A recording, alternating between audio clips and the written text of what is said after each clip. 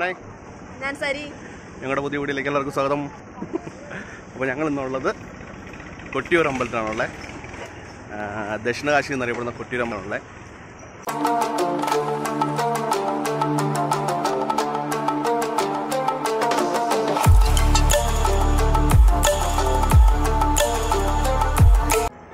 ദക്ഷിണകാശി എന്ന അപരനാമത്തിലാണ് ഈ കൊട്ടിയൂരമ്പലം അറിയപ്പെടുന്നത്.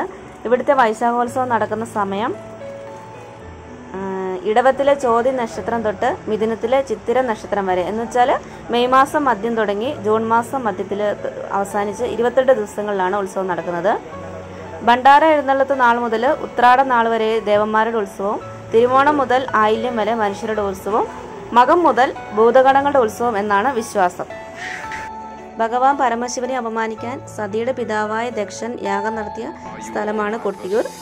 കേരളത്തിലെ ശബരിമല കഴിഞ്ഞാൽ ഉത്സവകാലത്ത് ഏറ്റവും കൂടുതൽ ആളുകൾ എത്തുന്ന ഒരു സ്ഥലം കൂടിയാണ് അക്കരെ കൊട്ടിയൂര്.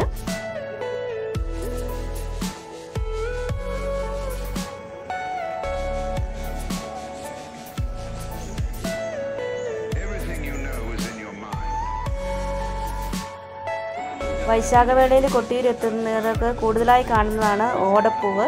വെള്ള നിറത്തിൽ മനോഹരമായിട്ടാണ് ഇതിൻ്റെ കാണാൻ നല്ല ഭംഗിയാണിത്. ദക്ഷയാഗം നടത്തിയ കർമ്മിയുടെ താടി പ്രസാദമായി നൽകുന്ന ഇന്ത്യയിലെ ഏക സ്ഥാപനമാണ് അക്കരെ കൊട്ടിയൂര്.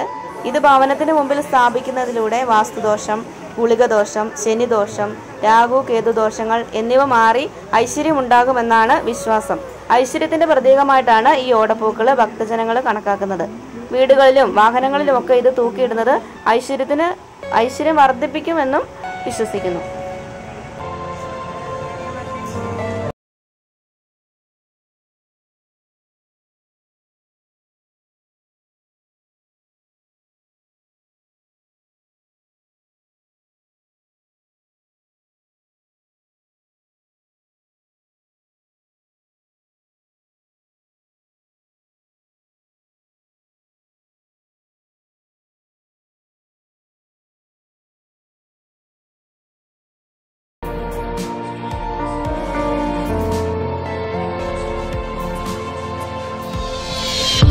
നമ്മളിപ്പോൾ പോകുന്നത് അക്കരെ കൊട്ടിയൂരിലോട്ടാണ്.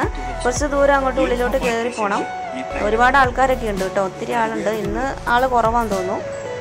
ഇവിടെ ഈ ഉത്സവകാലത്ത് മാത്രമേ അക്കരെ കൊട്ടിയൂരിൽ പൂജകളും ഒക്കെ ഉണ്ടാവുള്ളൂ. അല്ലാത്ത സമയത്ത് അങ്ങോട്ട് ആർക്കും പ്രവേശനമില്ല. അവിടെ പൂജകളോ ഒന്നും ഉണ്ടാകില്ല. വൈശാഖോത്സവം മഴക്കാലത്തായിരിക്കും. ഇല്ലെങ്കിൽ ഉത്സവമായ മഴ എത്തിയിരിക്കും എന്നാണ് വിശ്വാസം. പ്രദക്ഷിണ വഴിയിൽ ജലം ഒഴുകിയിരിക്കണം എന്ന ആചാരപരമായ നിബന്ധനകൾ ഉള്ള ഏക ക്ഷേത്രമാണ് ഈ കൊട്ടിയൂർ അമ്പലം. നിത്യപൂജകൾ എന്ന് വിളിക്കപ്പെടുന്നതിനേക്കാൾ യാഗങ്ങൾ എന്ന് വിളിക്കുന്നതാണ് ഇവിടുത്തെ ആചാരങ്ങളും കർമ്മങ്ങളും എല്ലാം. പരശുരാമനും ശങ്കരാചാര്യരും വ്യത്യസ്ത ഘട്ടങ്ങളിലായി ചിട്ടപ്പെടുത്തിയ ഉത്സവ ചടങ്ങുകളാണ് ഇവിടെയുള്ളത്. പ്രധാനമായ 7 അംഗങ്ങളും 4 ഉപാംഗങ്ങളുമാണുള്ളത്. കൂടാതെ ചില സവിശേഷ ചടങ്ങുകളും ഒക്കെ ഉണ്ട്.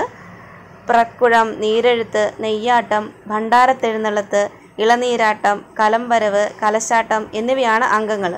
തിരുവോണം, രേവതി, അഷ്ടമി, രോഹിണി എന്നീ നാളുകളിൽ വിശേഷ പൂജകളോടുകൂടിയ ആരാധനകളുമാണ് നടക്കുന്നത്.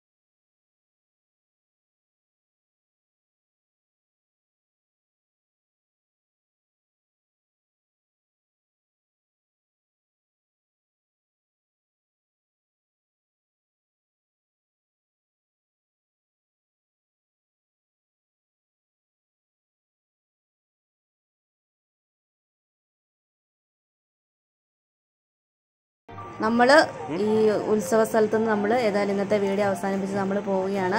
അപ്പോൾ നമ്മളെ കൊണ്ട് കഴിയുന്ന പോലെ പരമാവധി നമ്മൾ പറഞ്ഞിട്ടുണ്ട്.